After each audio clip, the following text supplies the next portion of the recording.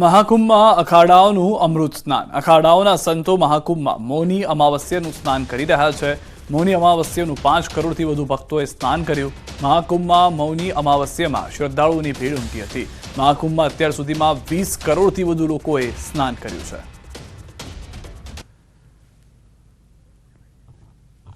દ્રશ્યો આપ જોઈ રહ્યા છો. કરોડોની સંખ્યામાં લોકો આવી રહ્યા છે. આજના દિવસનો આંકડો પણ સાંજના 4 વાગ્યા સુધીનો જે હતો તે 5 કરોડની આસપાસ હોવાની અનુમાન છે. તો એક જ દિવસની અંદર 5 કરોડ લોકોએ સ્નાન કર્યું, એ પણ સાંજના 4 વાગ્યા સુધીનો આંકડો છે.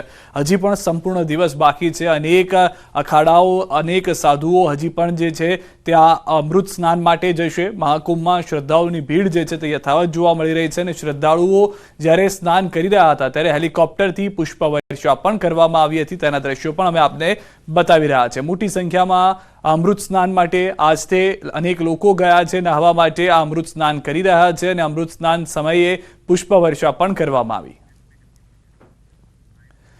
તો પ્રયાગરાજ મહાકુંભમાં થયેલ ભાગદોડ મામલે ઋષિકેશ પટેલે દુઃખ વ્યક્ત કર્યું છે. તેમણે કહ્યું કે જે બનાવ બન્યો તેનાથી દુઃખી છું. કુંભમાં ગયેલા તમામ ગુજરાતના યાત્રિકો સુરક્ષિત છે. બસ અને એના જે યાત્રાળુઓ હતા તેમજ જે બીજા લોકો ત્યાં ગયા હતા, કોઈ ગુજરાતીને કોઈ નુકસાન પહોંચ્યું નથી. અને આ માધ્યમથી કુંભમાં જે બનાવ બન્યો એ બનાવ માટે હું એવું કહીશ કે ભગવાન જે પણ કંઈ હતાહત થઈ છે, ભાગદોડ થઈ છે, પરંતુ હવે આગામી સમયમાં ખૂબ સારી રીતે આ કુંભની પૂર્ણાહુતિ થાય. પ્રયાગરાજ મહાકુંભ ખાતે કરોડો શ્રદ્ધાળુઓ પહોંચી રહ્યા છે ત્યારે અમદાવાદથી ગયેલા ગુજરાતીઓએ મૌની અમાવસ્યાનું સ્નાન કર્યું. મહાકુંભમાં મોડી રાત્રે થયેલી ભાગદોડમાં તમામ ગુજરાતીઓ સુરક્ષિત છે. અમદાવાદથી 2000થી વધારે ગુજરાતીઓ અને એનઆરઆઈ ગયા છે. ટૂર ઓપરેટરે જણાવ્યું કે શાહી સ્નાનના સમય પ્રમાણે 2 રાતનું બુકિંગ કરાવતા હોય છે. અયોધ્યા અને બનારસ લોકો લઈ જઈ શકે એવું પણ પેકેજ છે.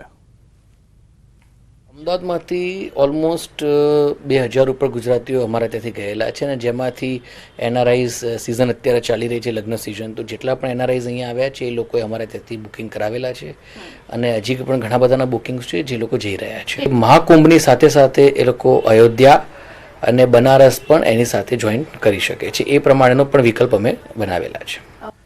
મૌની અમાવસ્યાને લઈને મહાકુંભમાં અમૃત સ્નાન યોજાયું હતું ત્યારે ભક્તોએ ભરૂચની પવિત્ર નર્મદા નદીમાં આસ્થાની ડૂબકી લગાવી ધન્યતા અનુભવી.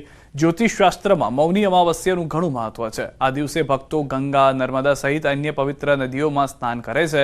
ત્યારે જે ભક્તો મહાકુંભમાં નથી જઈ શકતા તેમણે નીલકંઠેશ્વર મહાદેવ મંદિરે નર્મદા નદીના કિનારે સ્નાન કર્યું હતું. મૌની અમાવસ્યા પર પવિત્ર નદીઓમાં સ્નાન કર્યા બાદ દાન કરવાથી પુણ્ય પ્રાપ્ત થાય છે. આ દિવસે મૌન વ્રત રાખવાની પરંપરા છે. વૈદિક જ્યોતિષશાસ્ત્ર અનુસાર જ્યારે માઘ મહિનામાં ચંદ્ર અને સૂર્ય મકર રાશિમાં આવે છે ત્યારે મૌની અમાવસ્યા ઉજવવામાં આવે છે. મને એવું થયું કે ચલો આપણે નર્મદા નદીના કિનારે રહીએ છીએ તો કેમ નર્મદા નદીમાં નહાવા ના જઈએ. આપણાથી કુંભ મેળામાં જવાય કે ના જવાય, પણ આટલી મોટી નર્મદા નદી છે તો અહીંયા જ નહીએ.